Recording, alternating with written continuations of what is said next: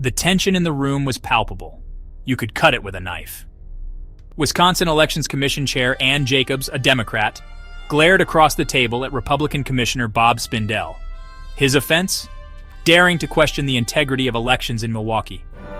Spindell, never one to back down, pressed his point.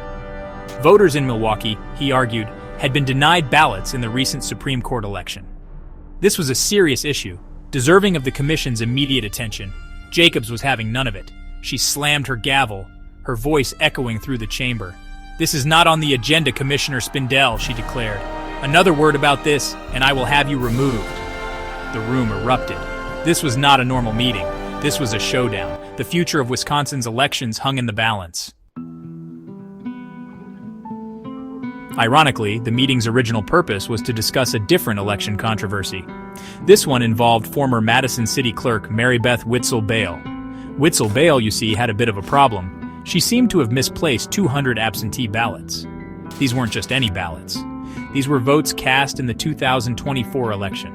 Votes that could have changed the outcome. Votes that were never counted. Witzel Bale's explanation? She claimed she didn't discover the missing ballots until after the results were certified. The commission, led by Jacobs and Commissioner Don Millis, was investigating. They were interviewing witnesses, trying to get to the bottom of this ballot mystery. Spindell, however, was not convinced. He saw a double standard.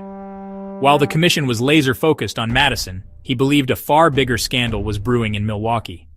Voters in predominantly minority districts had faced long lines, and in some cases, had been turned away due to a ballot shortage. This, Spindell argued, amounted to voter suppression, and it was happening right under the commission's nose. He demanded an investigation. He wanted answers. Jacobs, however, dismissed Spindell's concerns. She accused him of grandstanding, of playing politics, of spreading conspiracy theories. The truth is, Wisconsin was a microcosm of America, deeply divided, paralyzed by partisan gridlock.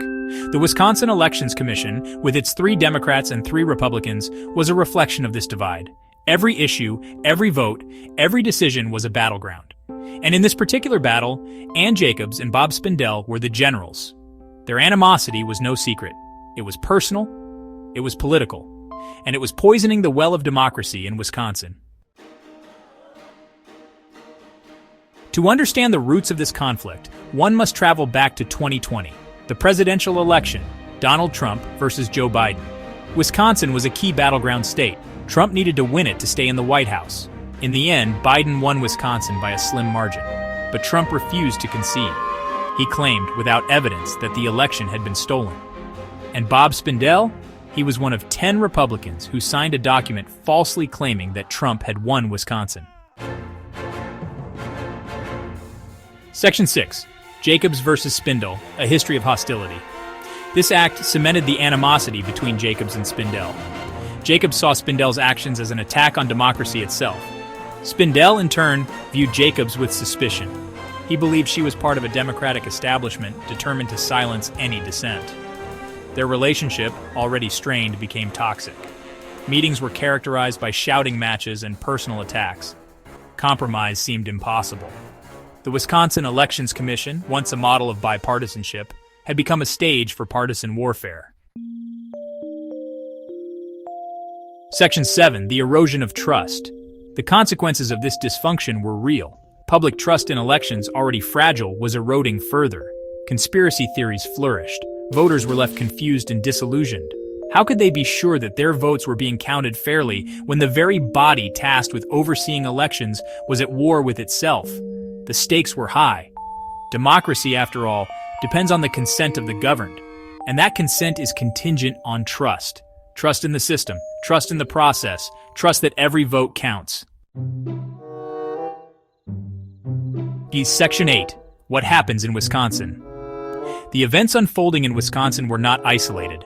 Across the country, election officials were facing unprecedented challenges.